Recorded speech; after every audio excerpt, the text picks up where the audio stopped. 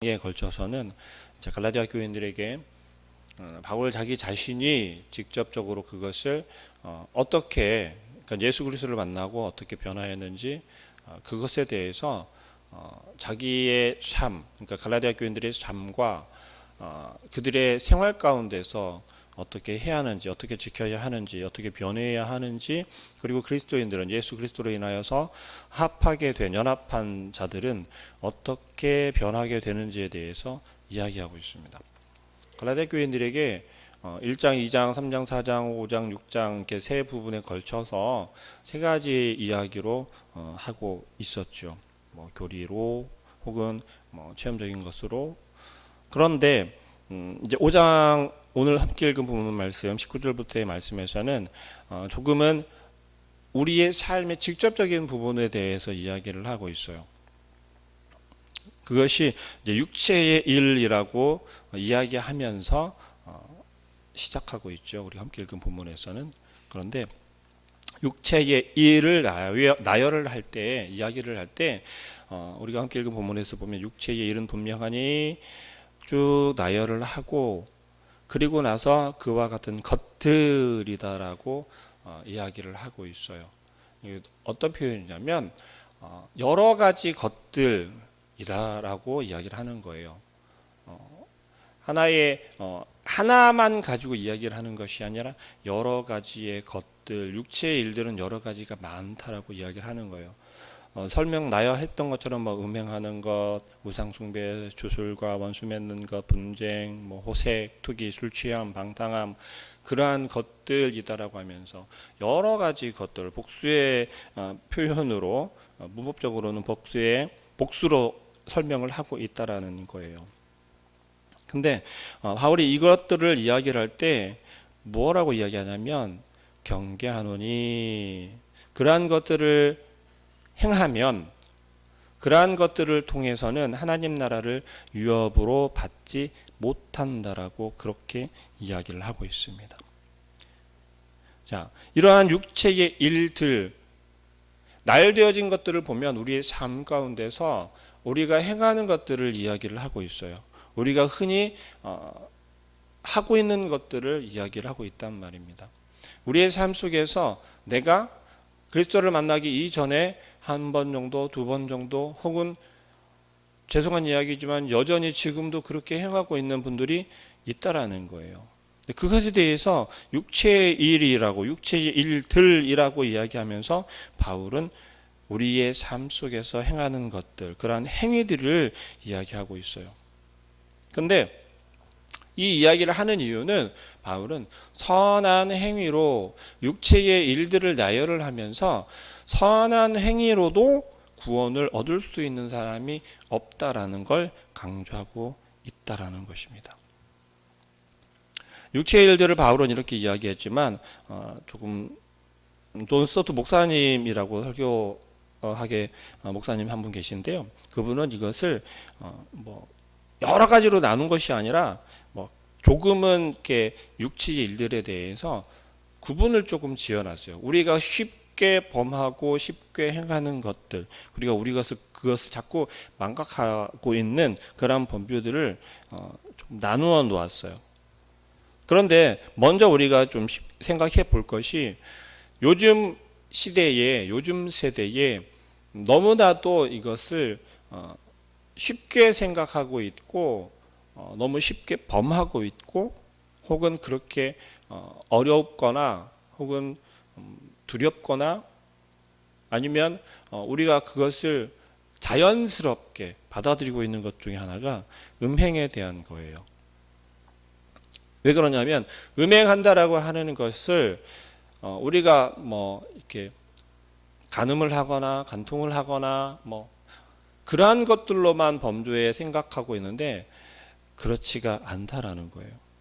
무엇까지도 포함이 되냐면 부도덕한, 성적으로 부도덕한 생각, 또는 더러운 것, 호색하는 것, 그러한 것들까지도 모두 포함시킨다라는 거예요.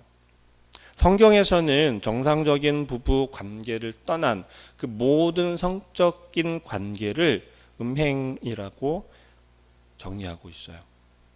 그런데 지금 이 시대를 살아가는 우리들에게는, 물론 지금 이 자리에 함께하고 계신 우리 어른들께서는 그러지 않겠지만, 지금 젊은 세대들 속에서는 이것이 너무나도 쉽게 생각되어지고 아무렇지도 않게 여겨지고 있다라는 거죠. 심지어는 결혼하기 이전에 뭐 한번 같이 살아보자, 내가 너를 살아봐야 알지 라고 하면서 동거하는 것이 너무나도 쉽게 여겨지고 있고 흠으로 여기지 않는다라는 거예요. 또 특별히 성경에서는 예수님께서는 이혼하는 것도 그렇게 강조하고 계셨어요. 성경에서는 그렇게 이야기하고 있다라는 거죠. 그런데 우리는 그것을 너무 쉽게 여기고 생각한다라는 거예요. 그러한 것들을 전부 음행이라고 하는 것, 범주 안에 다 집어넣고 있습니다. 지금 이 시대는 너무 그러한 것들에 대해서 적극적이기도 하고 무절제한 그러한 상황 속에 있다라는 것이죠. 그리고 또 한 가지는 이제 종교적인 범주인데요. 종교적인 이야기는 어떤 것이냐면, 우리가 교회를 다니네 안 다니네, 예수님을 믿네 안 믿네, 그러한 것에 치중하는 게 아니라 우상 숭배하는 것, 그리고 뭐 우리가 예전 표현이지만 술수라고 하는 것, 결국 우상 숭배라고 하는 그 범주 안에 종교적인 것이 모두가 포함이 된다라는 것입니다. 우상 숭배하는 것이 하나님 외에 다른 신을 믿는 것을, 섬기는 것을, 바라보는 것을 우상 숭배라고 그렇게 우리가 알고 있단 말이에요. 하나님 앞이 아니라 하나님 안에서 누릴 수 있는 만족과 기쁨과 평안함과 그런 모든 것들을 다른 곳에서 찾는 것을, 그것을 우상 숭배라고 이렇게 정의를 하고 있어요.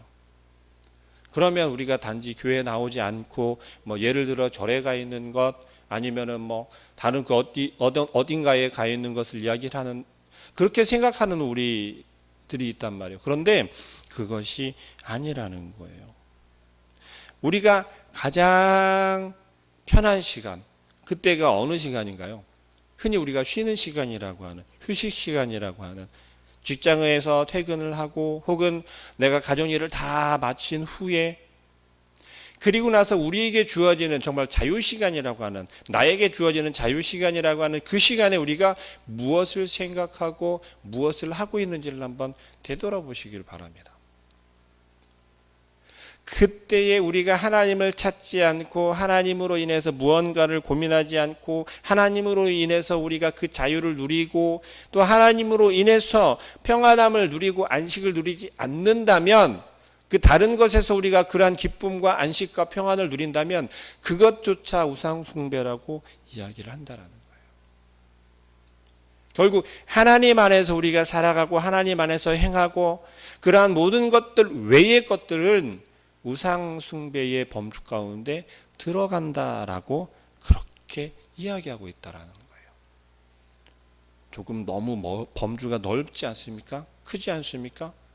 우리의 삶은, 그리스도인들의 삶 속에서는 하나님을 떠난 그 모든 것들이 우상 숭배가 될 수 있다라는 거예요. 우리가 좀 더 즐겨하고 기뻐하고 더 평안해하고 하는 그 모든 것들이 우상 숭배의 범주 가운데 들어간다라고 이야기합니다. 그 다음에 또 한 가지는 인간관계에 대한 것입니다. 우리는 인간관계를 맺을 때 어떻습니까? 여러분, 옆에서 함께 신앙생활 한다라고 하지만 함께 신앙생활하는 옆에 있는 분들과도 악수하지 않고 그를 향하여서 내가 참아내지 못하고 사랑하지 못하고, 근데 그것이 함께 신앙생활하는 공동체 안에서가 아니라 밖에 나가면 변한다라는 거예요. 교회 안에서는 내가 사랑합니다, 내 친절을 다 하고 인내하고 참아내고 다 허용이 되지만 교회 밖을 나아가서 우리의 삶의 터전 속에서 우리의 생활하는 삶의 그 현장 가운데서는 그런 모습을 전혀 찾아볼 수 없게 된다라는 거예요. 그러한 것들이 육체의 일들이다라고 이야기하고 있어요. 왜요?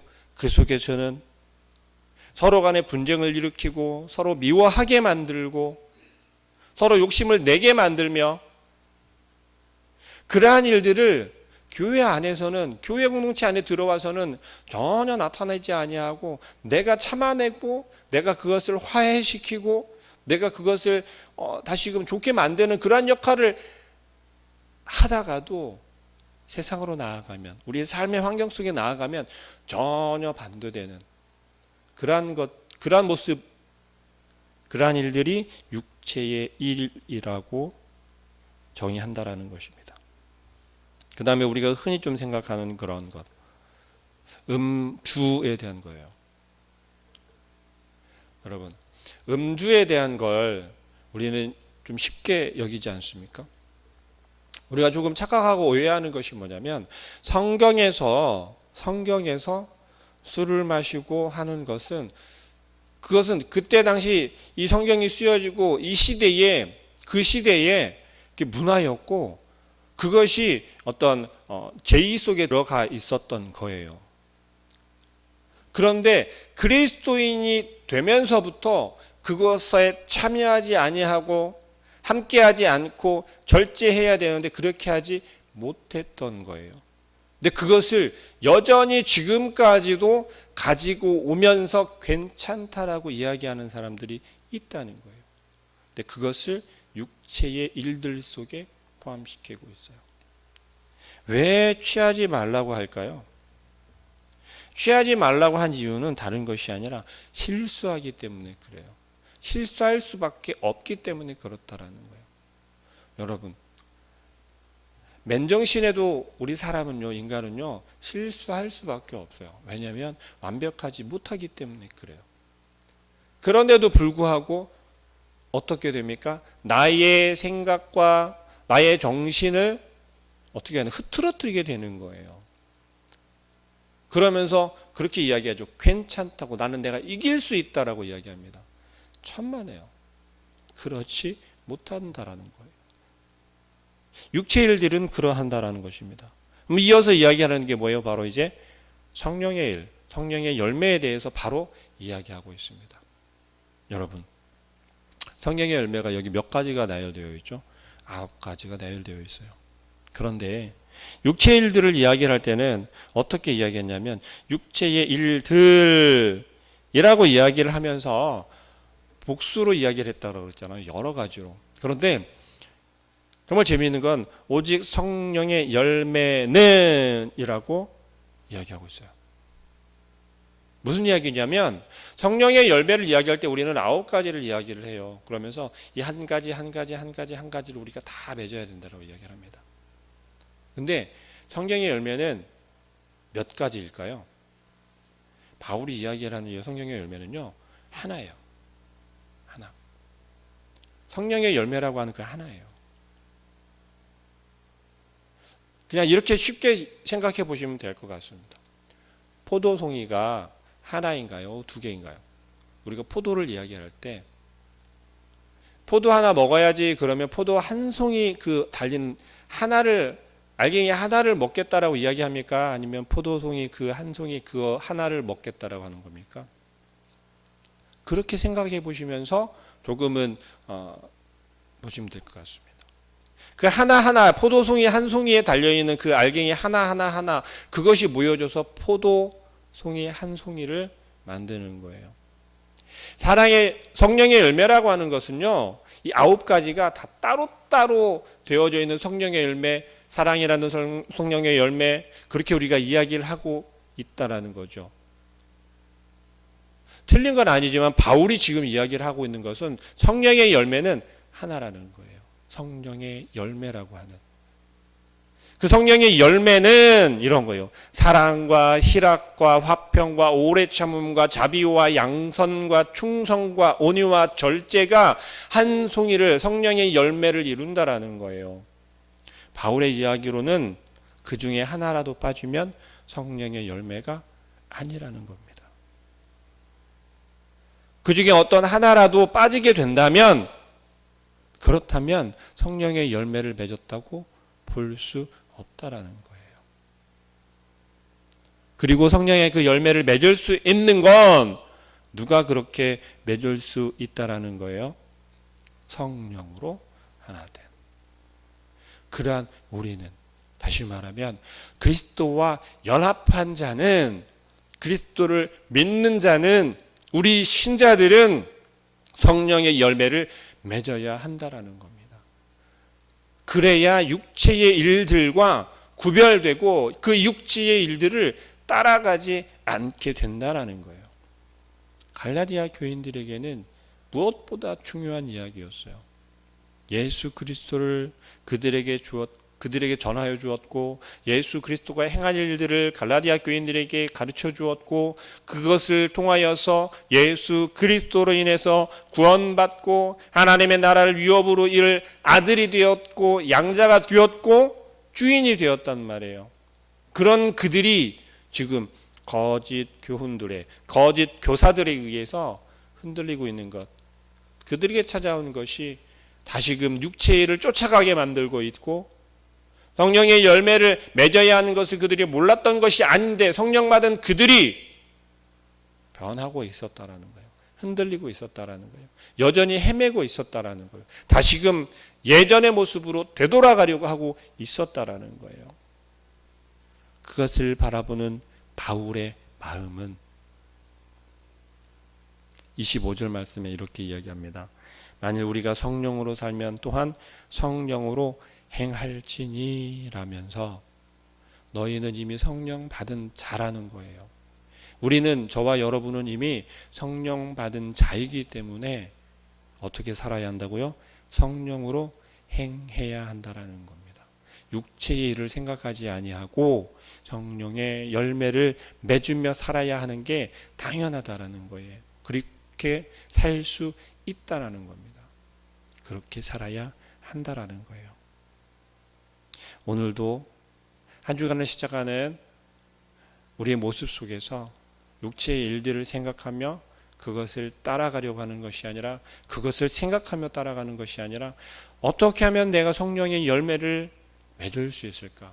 나의 삶 속에서, 우리의 삶 속에서, 오늘 하루의 삶 속에서 내가 성령의 열매를 맺을 수 있을까? 아니, 성령의 열매를 맺어야 하는데 내가 육체의 일들과 혼동하지는 않을까? 육체의 일을 따라가지는 않을까? 고민하면서 하나님 앞에 엎드리는 우리 모든 성도님들 되시길 주님의 이름으로 소망합니다. 기도하겠습니다. 사랑하는 하나님, 하나님께서 우리와 함께 하시며 우리에게 베풀어 주신 그 놀랍고 크신 은혜를, 그 사랑을 기억하게 하여 주옵소서. 우리는 이미 성령으로 충만하며 성령으로 거듭난 자들임을 고백합니다. 그러나 여전히 우리의 마음 가운데서는 육체의 일들을 생각하며 육체의 일들을 쫓아가는 어리석은 저희들의 모습을 바라보게 됩니다.